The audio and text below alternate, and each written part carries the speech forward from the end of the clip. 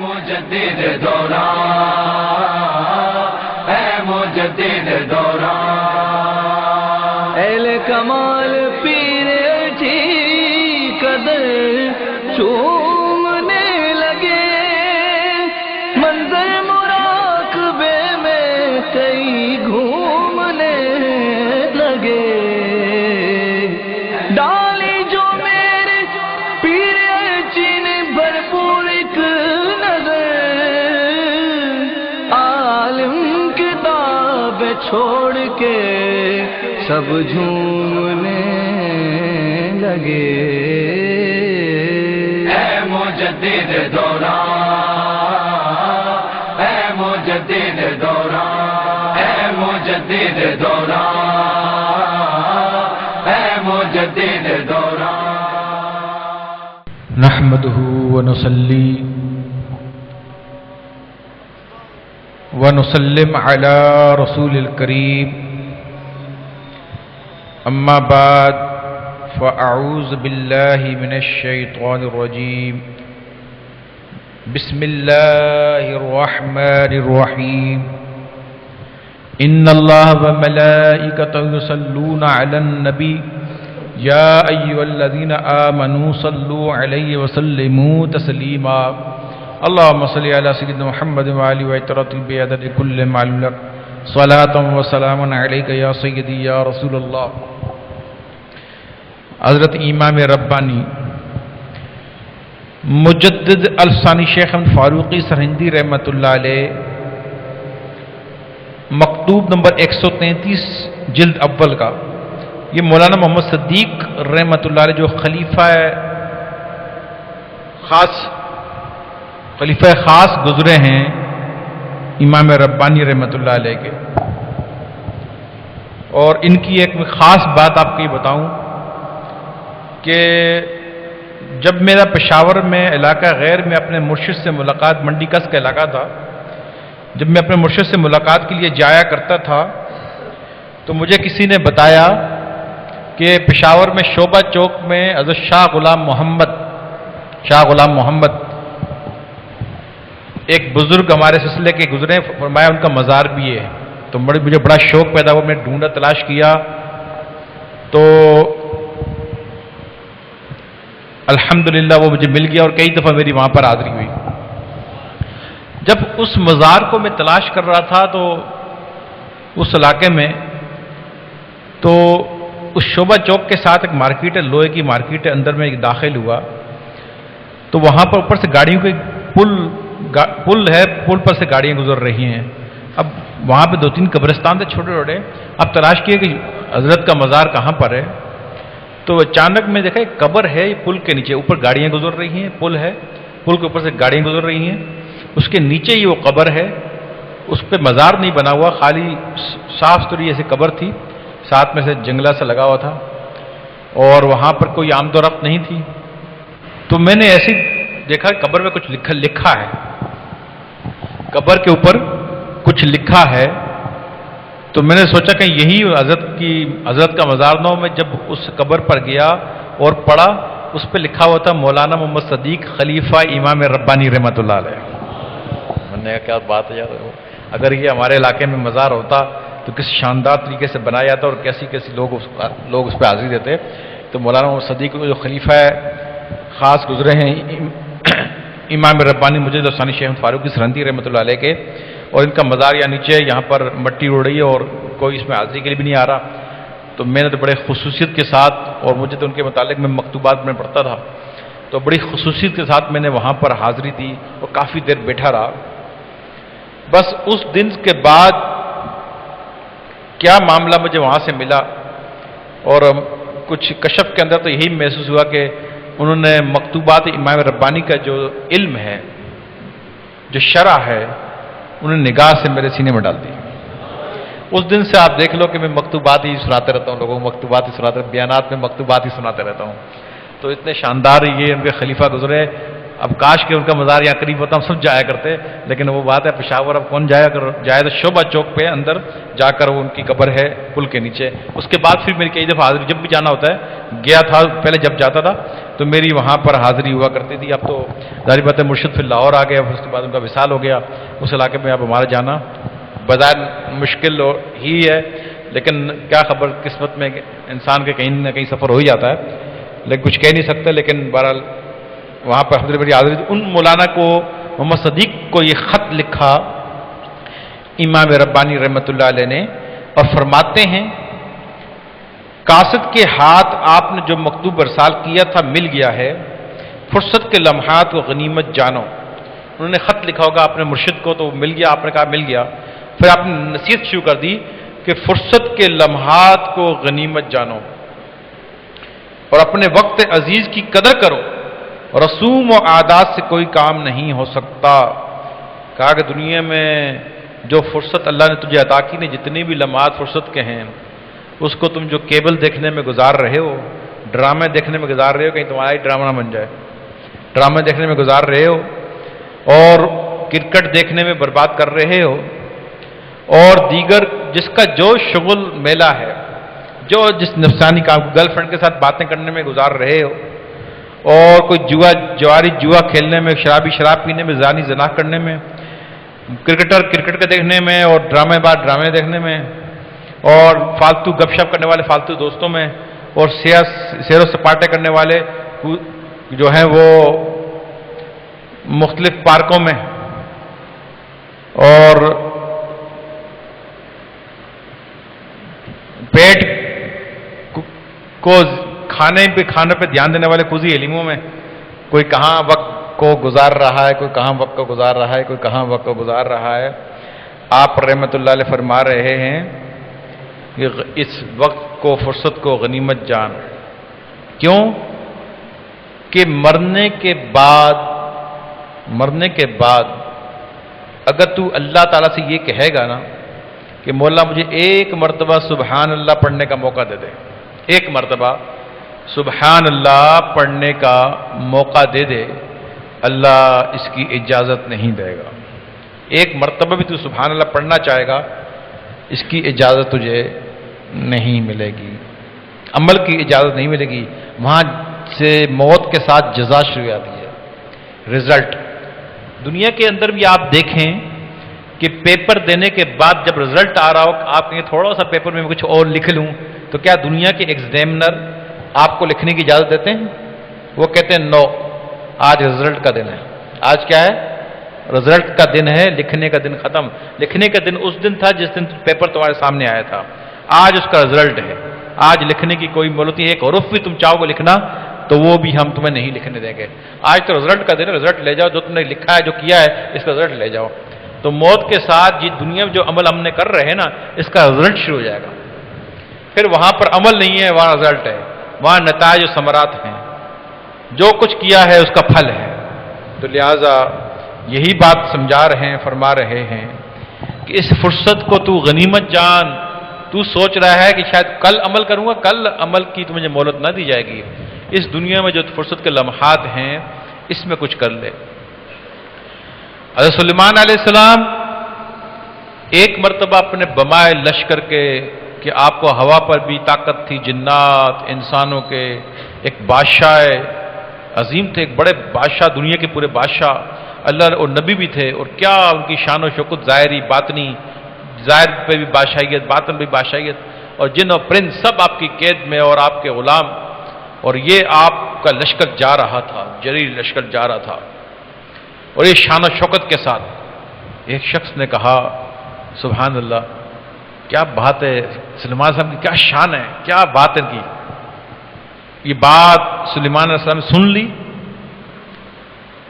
آپ رک کے آپ نے اس شخص کو کہا، اے شخص، تو نے جو ایک مرتبہ سبحان اللہ کہا ہے، یہ سلیمان اور اس کے لشکر، اس کی یہ شان و شوکت، یہ جو کچھ تو دیکھ رہا ہے اس سے بہتر ہے. اس لیے کہ سلیمان بھی دنیا سے چلا جائے گا، اس کا لشکر بھی ختم ہو جائے گا، اس کی طاقت بھی ختم ہو جائے گی. یہ سب کچھ جو دیکھ رہا ہے نا، یہ فنا ہو جائے گا. لیکن تو نے جو سبحان اللہ پڑھی ہے نا وہ کبھی فنا نہیں ہوگی، وہ باقی رہے گی. یہ سب فنا ہو جائے گا جو تو دیکھ رہا ہے، اس سے وہ سبحان اللہ بہتر ہے، اس لیے کہ جو تو دیکھ رہا ہے یہ سب فنا ہو جائے گا، لیکن تو نے جو سبحان اللہ پڑھی ہے وہ فنا نہیں ہوگی، وہ تجھے ملے گی. تو اسی لیے دنیا میں یہ فرصت کے لمحات جو ہیں ان کو غنیمت جانو. یہ لوگ جو تماشے بنا رہے ہیں اور تماشے کر رہے ہیں، اپنی آنکھوں سے نہیں دیکھتے، پھر ان کا تماشا بنتا ہے. تماشے بناتے ہیں، تماشے کرتے ہیں، پھر انہی کا تماشا بنتا ہے. تو لہٰذا اس تماشوں میں مت تم کھو جاؤ، ہوش کے ناخن لو اور لوگوں کی طرف مت متوجہ ہو. یہ شیاطین ہیں جو مختلف رنگوں میں تمہیں اپنی طرف مشغول کر رہے ہیں، اپنی طرف مائل کر رہے ہیں. یہ شیطان کے راستے ہیں جو تمہیں برلا کر تمہارے ذہن کو شیطان چیک کرتا ہے کہ تم لڑکی کی طرف مائل ہو تو لڑکی کی شکل میں آئے گا، تم لڑکے کی طرف مائل ہو لڑکے کی شکل میں آئے گا، تم دوست کی طرف مائل ہو دوست کی طرف سے آئے گا، تم کسی اور کھیل کود کی طرف سے مائل ہو اس کی طرف تمہیں لگا دے گا، اور تم مال ہو دولت کی طرف مائل ہو اس کی طرف لگا دے گا. جس رنگ میں تمہارے اندر کیفیت ہے اس کیفیت کو دیکھ کر تمہیں اسی رنگ میں سامنے آئے گا تاکہ اسی میں تمہیں غرق کر دے اور مصروف کر کے تمہارا ایمان خراب کر دے، اور تمہاری دنیا میں جو وقت تمہیں ملا ہے امتحان کی تیاری کرنے کا اور عمل کرنے کا وہ برباد کر دے تاکہ وہ خود تو خراب ہوا ہے تم سب کو بھی خراب کر دے. اسی لیے فرمایا کہ ایسا نہ کرو بلکہ فرصت کے لمحات کو غنیمت جانو اور اپنے وقت عزیز کی قدر کرو. یہ جو وقت تمہیں اگر 5 منٹ کبھی ملتا ہے تو 5 منٹ میں کتنا اللہ کا ذکر کر سکتے ہو، جبکہ مرنے کے بعد وہ ایک لفظ بھی اگر ذکر کرنا چاہو گے تو وہ بھی نہیں ملے گی. تو 5 منٹ کو بھی عزیز جانو، کیوں فالتو ضائع کر رہے ہو، اس میں بھی اللہ کا ذکر کرو کہ مرنے کے بعد تمہیں اس کی مہلت نہ دی جائے گی. فرماتے ہیں رسوم و عادات سے کوئی کام نہیں ہو سکتا. رسمیں عادتیں، یہ بری عادتیں، بری رسوم، ان سے کیا فائدہ ہوگا، ان سے کوئی بھی کام نہیں ہوگا، ان کا کوئی بھی رزلٹ، کوئی فائدہ حاصل نہیں ہوگا. پھر فرمایا اور ہیلے بہانوں سے خسارے اور محرومی میں ہی اضافہ ہوتا ہے. تو کتنی بھی بہانے کر لے، ہاں پیر صاحب آج یہ مسئلہ تھا، ہاں پیر صاحب آج شادی تھی، ہاں پیر صاحب آج فلانا تھا، آج بچے کی وہ تھی ختنہ تھی، یا یہ تھا، آج خالہ کی کزن کی شادی تھی، یا یہ تھی، ہیلے بہانے مختلف کرنے بولے اس سے کیا فائدہ ہوگا. یہ نماز میں ہیلے بانے کی پیچھے وہ قطرے کی بیماری ہے، فلانا ہے، ڈھمکا ہے، کوئی کیا ہے، کوئی کیا بانے کرتا ہے، کپڑے ناپاک تھا، یہ تھا، کوئی مختلف ہیلے بانے. فرمایا کہ نہیں، ہیلے بانوں سے خسارے، نقصان اور محروم رہ جائے گا، آخرت میں محروم رہ جائے گا. وہ برکتیں تجھے حاصل نہیں ہوں گی، وہ رب کے فضل و کرم کی معاملات تجھے حاصل نہیں ہوں گے، محروم ہو جائے گا. فرمایا اس ہیلے بانوں سے محرومی میں اضافہ ہوتا ہے، نقصان میں اضافہ ہوتا ہے. مخبر صادق حضور نبی کریم صلی اللہ علیہ وسلم نے ارشاد فرمایا. اب حدیث مبارکہ پیش کرتے ہیں. ہلاک المصوفون، مختصر سی حدیث ہے. ہلاک المصوفون یعنی فرمایا کہ یہ کام میں ابھی کر لوں گا. حضور فرماتے ہیں یہ کام میں ابھی کر لوں گا کہنے والے ہلاک ہو گئے. جو یہ آدمی کہتے ہیں میں یہ کام ابھی کر لوں گا، فرمایا وہ ہلاک ہو گئے، وہ ان کو کوئی فائدہ نہیں ہوگا. جو کر لوں گا والے کبھی فائدہ میں نہیں ہوں گے. یہ نبی کی بات ہے، مختصر سی حدیث ہے. لہذا والا کام نہیں کرنا، کرتا ہوں بس کر لو. کروں گا میں کوئی وہ ہلاک ہو گئے. تو کے اندر تو پتہ تو زندہ رہے گا، یعنی کرنے امید باندھ لی یار کل کر لوں گا، یعنی اس کا مطلب ہے کہ امید باندھ لی کل تک میں زندہ رہوں گا، کل تک میں زندہ رہنے کی امید باندھ رہے. رات کو تو یقین ہے کہ تو کل تک زندہ رہے گا. کر لے، کر لوں گا نہیں. کیونکہ جس انسان کی موت آتی ہے 5 منٹ پہلے اس کو نہیں علم ہوتا کہ 5 منٹ بعد میرا کام ہونے والا ہے، 5 منٹ بعد میرا کام ہونے والا ہے، فرشتہ آنے والا ہے اور میرے کام ختم ہونے والا ہے، معاملہ ختم ہونے والا ہے. 5 منٹ پہلے بھی اس کو ٹائم اس کو نہیں پتا ہوتا، بلکہ 5 منٹ نہیں 1 منٹ پہلے بھی نہیں پتا ہوتا ہے. بتائیں 1 منٹ پہلے بھی پتا نہیں ہوتا کہ بھائی میں مرنے والا ہوں. بالکل ٹھیک ٹھاک انسان بیٹھا ہوتا ہے، آپ کو تو ایک دم یوں ہو جاتا ہے وہ مر گیا، ہارٹ اٹیک ہو گیا، مر گیا. اس کو خیال میں بھی نہیں ہوتا کہ میں رات کو سوئیں تو صبح نہیں اٹھوں گا، سوتے میں میں مر جاؤں گا. اس لیے تو کل کی کیوں سوچ رہے تو کل جب تیرے کو پتہ ہی نہیں ہے تو بچے گا یا مرے گا، پھر کل فرمایا کہ ہلاک ہو جائے گا. یہ کام کر لوں گا کرنے والے فرمایا ہلاک ہو جائیں گے. بولے ایسا نہ کر بلکہ کر لے. بولا کر لیتا ہوں، کچھ 5 منٹ کا بات تو پتہ نہیں ہے، ابھی کر لیتا ہوں. تو کر لے، کر لوں گا نہیں کر لے. لہٰذا محفل میں آ لے، ابھی جاتا ہوں، کل جاتا ہوں، اگلے جمعے سے جاؤں گا. واہ بھائی، اگلے لوگوں 5 پل کی خبر نہیں، اگلے جمعے تک زندہ رہے گا. اگلے جمعے سے نماز شروع کر دوں گا، پھر پابندی سے پڑھوں گا. اب اگلے جمعے سے توبہ کروں گا، نہا کے پھر توبہ کروں گا. تجھے یقین ہے کہ تو توبہ کرے گا زندہ رہے گا؟ یہ کروں گا، وہ کروں گا ہی گا. آج کل کے دور میں آپ دیکھ لو ڈرامہ، وہ کوئی مزے کی، نفس کی مزے کی بات ہوئی، بولا کر یا کر، وہ دیر ہی نہیں. جہاں مزے ایسے مزے جس کو اللہ ناپسند کرتے. مزے سے مراد 2 طرح کے ہوتے ہیں. ایک مزہ وہ ہوتا ہے جس میں اللہ کی رضا ہوتی ہے، وہ جائز ہے. آپ دنیا کے جتنے مزے لینا چاہیں جس میں اللہ کی رضا ہے، اچھے کھانے کھانا، بیوی سے ملنا، ایسے کوئی بھی مزے کا کام ہے جس میں اللہ کی رضا ہے آپ کر سکتے ہیں، کوئی اس میں منع نہیں ہے، کوئی رکاوٹ نہیں ہے. لیکن جن مزے سے مراد وہ مزے ہیں جس سے اللہ ناراض ہوتا ہے. بس وہ کام میں تو بس نفس وہ کہتا ہے یار کر لوں، گا کیا ہوتا ہے یار، فٹافٹ کر تو، اس میں تو فٹافٹ دیر ہی لگاتا کر لیتا ہے.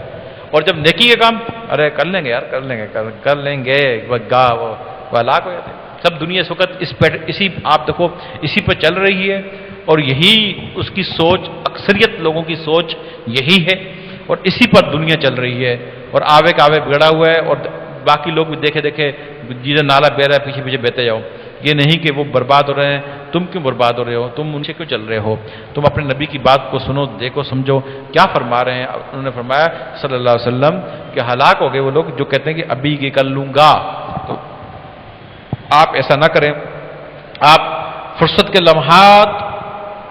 لمحات کو غنیمت جانتے ہوئے فوراً نیکی کے کام کر ڈالیں، دیر ہی نہ کریں. جی بولے یار آدھے گھنٹے کے بعد کا مجھے پتہ نہیں ہے، کیا خبر میں رہوں گا کہ نہیں رہوں گا، میں ابھی کر لیتا ہوں. میں آدھے گھنٹے بعد پتہ نہیں مر جاؤں، میں یہ نیکی کام کیوں چھوڑوں، میں ابھی کر لیتا ہوں، وہ کر لو. پھر آگے فرماتے ہیں ایام زندگی کو محوم مقاصد میں صرف کرنا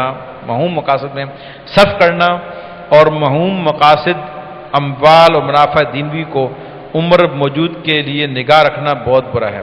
یعنی زندگی کے جو دن اللہ نے عطا کیے ہیں وہ کتنے اللہ جانتا ہے. کسی کو 10 سال، کسی کو 20 سال، 50 60، جس کو جتنا نصیب میں لکھا ہوا ہے، جتنے ایام زندگی اللہ جس کے نصیب میں لکھے ہوئے ہیں، عطا کیے ہیں، وہ اس کو ملیں گے. ان زندگی کے ایام میں، ان لمحات میں برے مقاصد یعنی کہ جن چیز سے اللہ راضی نہیں ہے، جن کاموں سے اللہ راضی نہیں ہے، جن کاموں سے اللہ نے منع کیا، جو ہم پر حرام کیے ہیں، ان کو مقصد رکھ کے ان کے لیے گزارنا اور اس کے پیچھے چلنا اور ان کو حاصل کرنے کی جستجو اور کوشش کرنا. فرمایا یہ، اور ان کو نگاہ میں رکھنا کہ میں ابھی نہیں آیا تو میں حاصل کر لوں گا. ان باتوں کو جس کا حرام اللہ نے جن کو منع فرمایا، ہمارے حرام کیا ہے، ان کو نگاہ میں رکھنا، پھر ان کی حاصل کرنے کی کوشش کرنا. یہ بہت بری یعنی سوچ ہے، بہت برا خیال ہے، اور پچھتاوا ہے، نقصان ہے، محرومی ہے، مطلب کہ بربادی ہے. ہمیں چاہیے کہ نقد وقت کو اہم اور ضروری کام میں صرف کیا جائے. فرمایا یہ نقد وقت ہے بھائی، یہ کیش وقت ہے. یہ تو جو سوچ رہا ہے نا کہ موت بہت لمبی ہے، یہ جھوٹ ہے، یہ فریب ہے، موت سر پہ کسی وقت بھی آ جائے گی. تو فرمایا تو ایسا نہ کر، بلکہ تو یہ نقد وقت جو ہے اس کو جو تجھے اللہ نے عطا کیا ہے، اس کو اہم اور ضروری کام کہ اللہ کی اطاعت میں، حلال کاموں میں، نماز میں، اللہ کے ذکر میں، جو چیز کی تمہاری بینک بیلنس بن جائے. دنیا میں ہمارا یہ خیال ہوتا ہے نا فٹافٹ بینک بیلنس بڑھنا چاہیے. تو یہ آخرت کی بینک کا تجھے کی فکر ہوتی، کوشش کر کے اس بینک کو بھر. تو بھائی اس کی آخرت کی بینک بیلنس کا خیال کرتے ہوئے اس کو بھر دے. ٹھل تیرے اکاؤنٹس ایسے بھرے پڑے ہوں کہ کیا بات ہے، اس پر تو فرمایا صرف کر، اس پر دھیان دے. اور غیر نقد آنے والی زندگی جو کہ وہمی امر ہے، یعنی کہ اب یہ انسان سوچے کہ آنے والی زندگی آئے گی، اور یہ سوچے کہ آئے گی اور پھر میں اس میں یہ عمل کر لوں گا، ابھی جوانی ہے ذرا کچھ انجوائمنٹ بھی کر لوں، اور پھر جو زندگی آئے گی اس میں یہ عمل کر لوں گا یا عمل کر لوں گا، یا نمازی بن جاؤں گا، یا یہ جھوٹ بولنا چھوڑ دوں گا، یا پھر کوئی یہ زنا کرنا چھوڑ دوں گا، یا پھر گرل فرینڈیں چھوڑ دوں گا، یا کوئی اور برے کام چھوڑ دوں گا، اور لوگوں کا حرام مال کھانا چھوڑ دوں گا. اور یہ سوچ فرمائے یہ وہم ہے، ایک ایسا معاملہ ہے کہ آنے والی زندگی ایک وہمی امر ہے. یہ تیرا وہم ہے، تو سوچ ہے تیری. ایسے جو مرتے ہیں نا ان کو بھی یہی وہم و سوچ تھی، لیکن وہ سوچتے رہ گئے اور آج وہ قبروں میں ہیں. قبرستان بھرے پڑے ہیں اور قبروں میں وہ بھی جوان تھے، ان کی بھی آنکھیں خوبصورت تھیں، ان کے بھی دان چمکیلے تھے، ان کے بھی ساتھ مطلب کہ حسن تھا، جوانی تھی، طاقت تھی، سب کچھ تھا، لیکن پھر ہوا کیا؟ قبر میں پڑے ہوئے ہیں۔ تو ان کی بھی سوچیں تھی، سوچیں کے ساتھ یہ قبر میں چلے گئے۔ اگر یہ ان کے ساتھ ہوا ہے تو کیا سمجھتا ہے تیرے ساتھ نہیں ہوگا؟ یہ ان کے ساتھ ہوا ہے تیرے ساتھ بھی ہو سکتا ہے، تو لہٰذا یہ وہم والی بات مت کر، وہمی امر ہے، جو نقد وقت ہے یہی وقت ہے، اس میں کچھ نیک عمل کرو۔ پھر فرماتے ہیں بے فائدہ آسائش اور عائش کے لیے ذخیرہ نہیں بننا چاہیے، ایسے کاموں میں جس کا کوئی فائدہ آخرت میں نہ ہو اس کے لیے کوئی کوشش نہیں کرنی چاہیے۔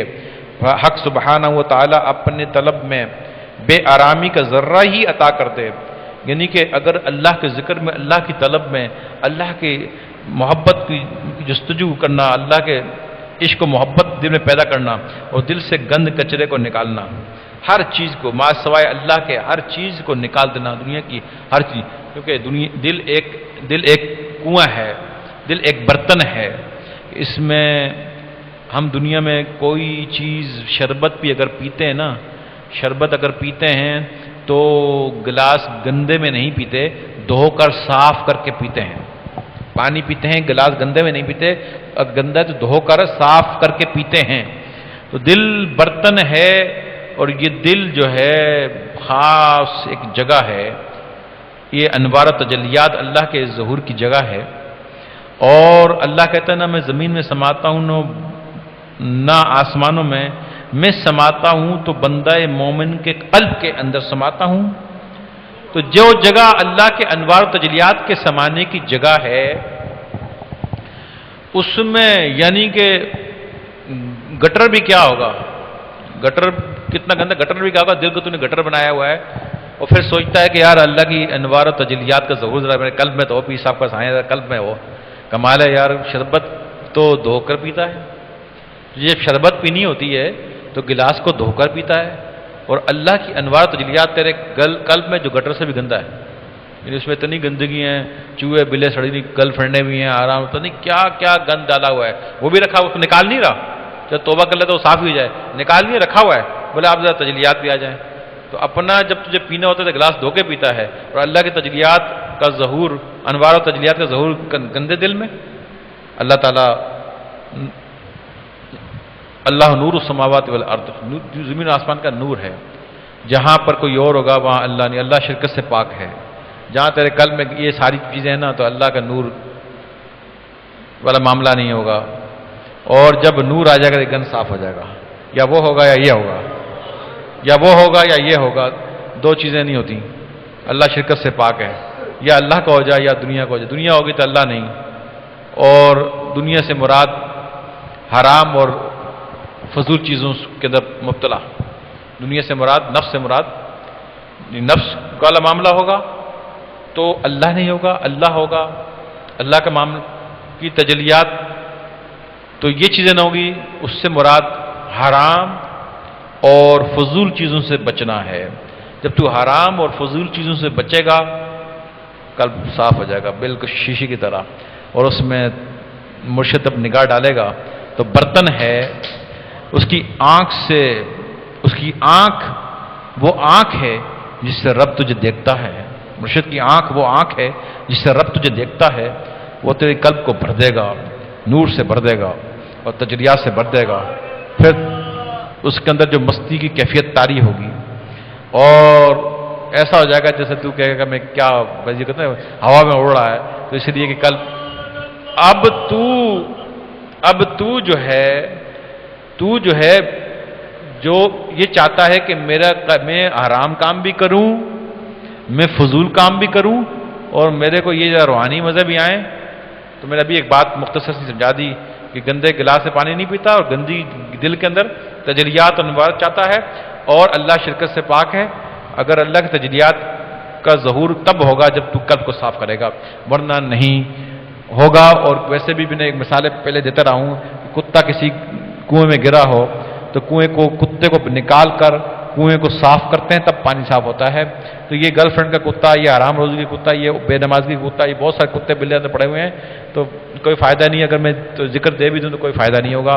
تو سچی توبہ کے ساتھ یہ صاف ہو جاتا ہے، سچائی کے ساتھ سچی توبہ کی نیت سے مرشد کے پاس بیٹھ کر سچی توبہ کرے تو یہ سب کچھ صاف ہو جاتا ہے، اور جب صاف ہو جاتا ہے اس کے بعد تجلیات کا ظہور کی جگہ بن جاتا ہے۔ تو اسی لیے فرمائے قلب کو صاف کرو توبہ سے، سچی توبہ جو ہے یہ ہزاروں لاکھوں گناہ بھی اگر کیے ہیں تو کوئی بات نہیں، لیکن توبہ آپ سچی کر، اب تو توبہ سچی کر، اللہ تعالیٰ بخش دے گا، مہربان ہے۔ سمندر کی جاگ جتنے بھی اگر تو نے گناہ کیے ہیں وہ بھی رب بخش دے گا، مگر توبہ تو سچی کر لے، سچائی کے ساتھ توبہ کر لے تو تیرا قلب صاف ہو جائے گا۔ پھر مرشد کے پاس بیٹھے گا، پھر پہلے توبہ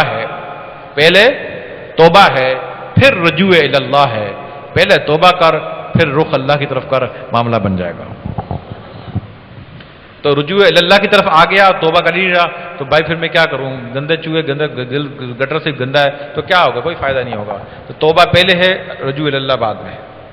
پھر یہی بات یہاں پہ سمجھا رہے ہیں کہ اللہ تعالیٰ اپنے عشق و محبت میں طلب میں بولے آرام کا نہیں، بے آرامی کا ہی ایک ذرہ عطا کر دے بھلے بے آرامی ہو لیکن اللہ کے عشق میں۔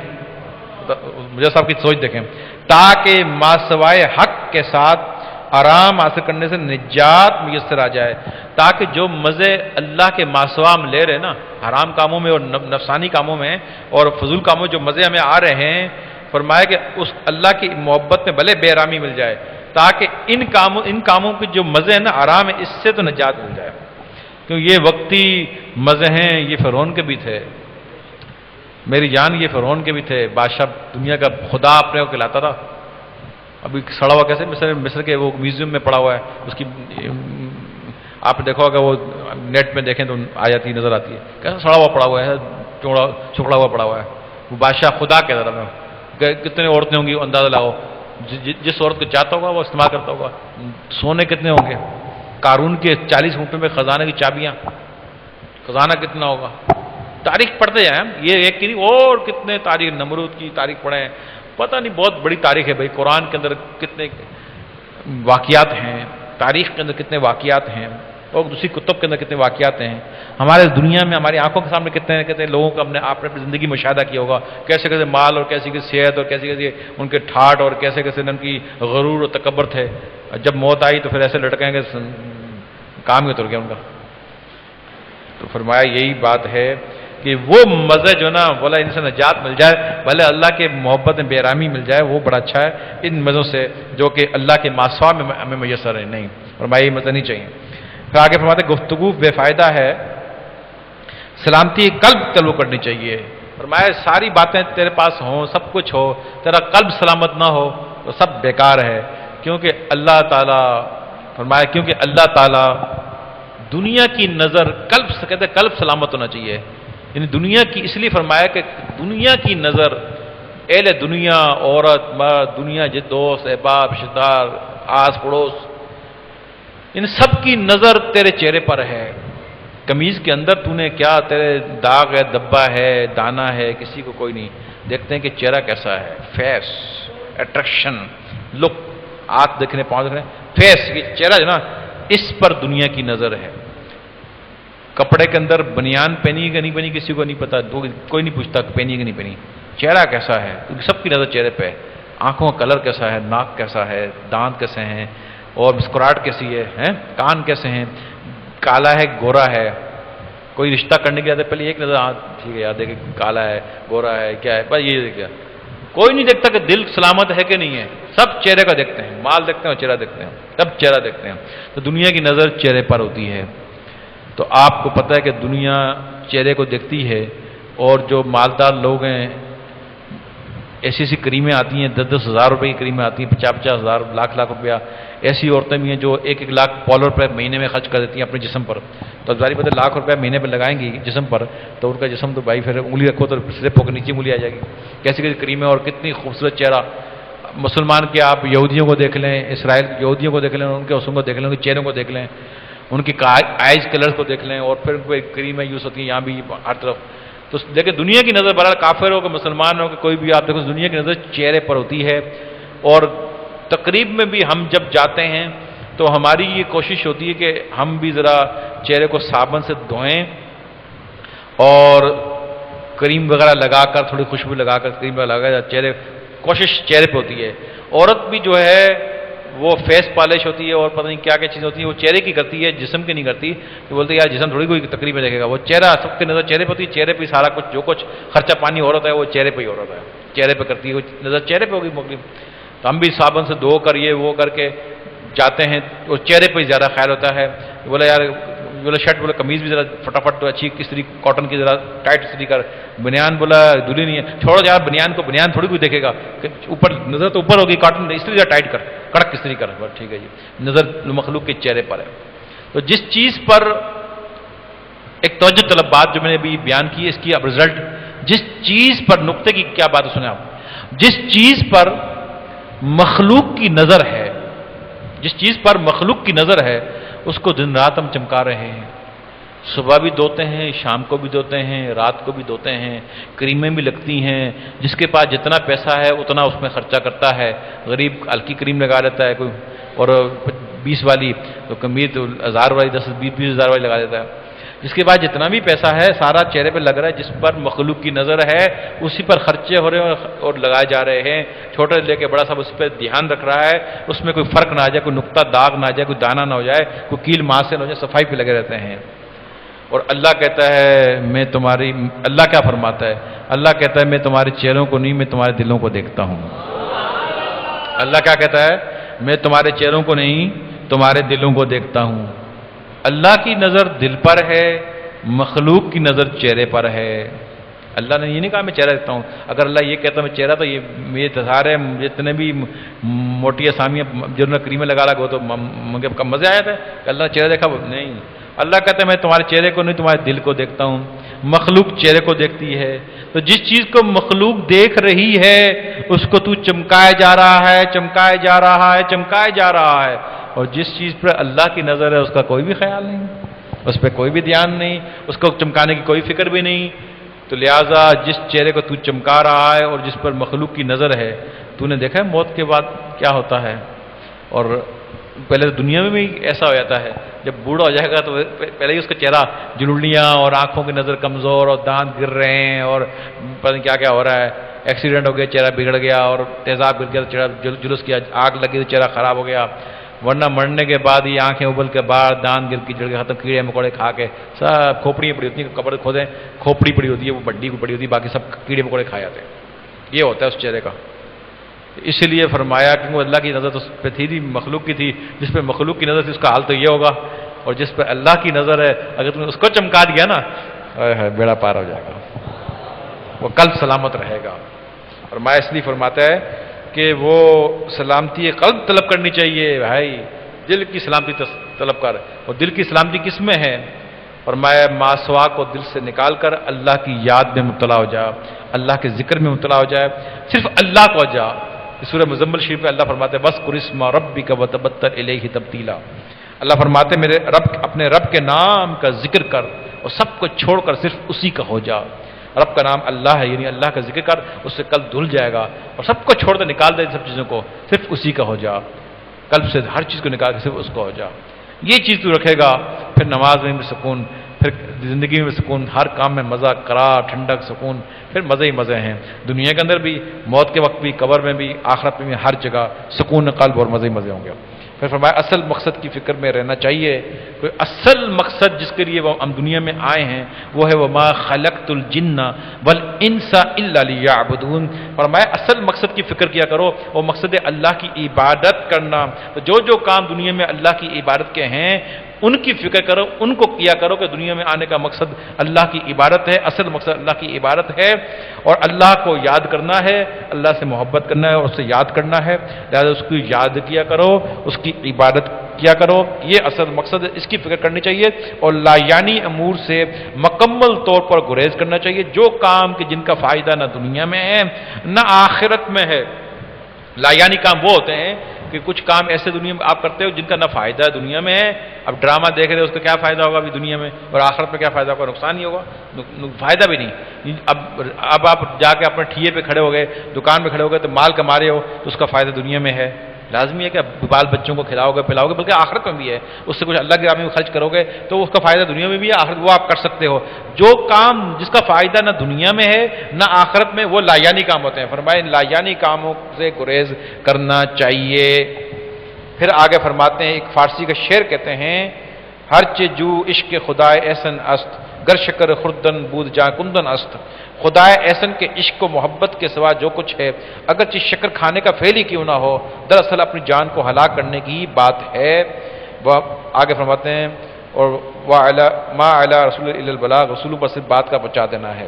تو مکتوب یہاں پر ختم ہوا، اس کی میں آپ کے سامنے یہ مکتوب پیش کیا اور مختصر اس کی تشریح کی۔ ان باتوں کو غور کرنا چاہیے، فرصت کے لمحات کو غنیمت جانا چاہیے۔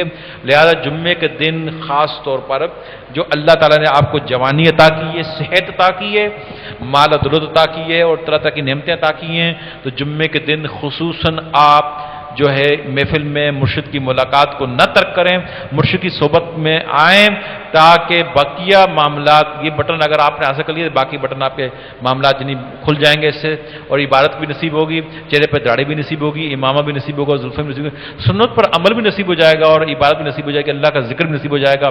وہ کیا چیز ہے جو نہ نصیب ہو، سب نصیب ہو جائے گی، سب معاملہ بن جائے گا، دنیا آخرت کی مطلب بلائیاں نصیب ہو جائیں گی۔ لہٰذا جمعے کے دن مرشد سے ملاقات کو اپنے اوپر لازم کر لو۔ جو لوگ ملاقات کرتے ہیں مستقل مزاجی کے ساتھ، الحمدللہ ان پر رنگ بھی چڑھ گیا ہے، وہ دنیا میں بہتر ہو رہی ہے، آخرت بھی بہتر ہو رہی ہے، اور سنت کا رنگ بھی چڑھ گیا ہے اور ذکر بھی کر رہے ہیں اور گناہوں سے بھی دور بھاگ گئے ہیں، بچ گئے ہیں۔ تو آپ سب کو چاہیے کہ آپ اس نقطے کو اپنے اندر غور کریں، اور اس نقطے میں ایک نقطہ یہ بھی سمجھ لیں، امام ربانی مجدد ثانی شیخ فاروقی سرندی رحمۃ اللہ علیہ فرماتے ہیں کہ مرشد کی رضا میں اللہ کی رضا ہے، مرشد کی ناراضگی میں اللہ کی ناراضگی۔ یہ ان کی نہیں، تمام اولیاء کرام کو متفق کا فیصلہ ہے کہ مرشد کی رضا سے اللہ راضی ہوتا ہے، مرشد کی ناراضگی سے اللہ ناراض ہوتا ہے۔ لہٰذا میں اپنے اس مرید سے راضی ہوں، میں اعلان کر رہا ہوں کہ میں اپنے اس مرید سے راضی ہوں جو جمعے کے دن مجھ سے ملاقات کے لیے آئے گا۔ جو ملاقات کے لیے نہیں آئے گا، میں آپ کو دنیا میں بتا رہا ہوں کہ میں آپ سے راضی نہیں ہوں، نہیں ہوں، نہیں ہوں، نہیں ہوں، نہیں ہوں۔ جو جمعے کو مستقل مزاجی سے مجھ سے ملاقات کرے گا، آئے گا، میں اسی سے راضی ہوں۔ اور بقول تمام اولیاء کرام کے کہ جس سے مرشد راضی ہوگا اس سے اللہ راضی ہے، جس سے مرشد ناراض ہوگا اس سے اللہ بھی ناراض ہوگا۔ جو ملاقات کے لیے نہیں آئے گا، صحبت اختیار نہیں کرے گا، میں اس سے راضی نہیں ہوں۔ تو لہٰذا اس نقطے کو اپنے ذہن میں ہمیشہ رکھنا۔ مجھے امید ہے کہ پھر آپ ضرور آئیں گے، اور نہیں آئیں گے تو پھر کیا آخرت میں خسارہ ہوگا۔ تو آپ مجھے مت گلہ کیجیے گا، اس لیے کہ میں دنیا میں یہ اعلان کر کے بتا رہا ہوں، وہ کوشش کروں گا یہ نقطہ میں ہر بیان کے آخر میں بتاتا رہوں تاکہ آپ کو کبھی اس چیز سے غفلت نہ ہو۔ جان بوجھ کے اگر آپ اپنے آپ کو کھڈے میں گرائیں، کہ جان بوجھ کے جو کلاڑی اپنے پاؤں مارتا ہے تو 2 ٹکڑے پاؤں ہوتے ہیں، تو قصور کسی اور کا نہیں، اس کا اپنا ہوتا ہے کہ اس نے خود ہی ایسا کیا ہے۔ تو آپ کوشش کیجیے گا کہ، اور آپ کے سامنے آج مغرب کی نماز میں نے یہاں پہ پڑھائی ہے اور محفل شروع ہوئی ہے، بیان ختم 11:15 ہو رہے ہیں، ابھی عشاء کی نماز ہوگی اور لنگر ہوگا، یعنی 12 بجے اپنے گھروں کا آپ پہنچ جائیں گے انشاءاللہ۔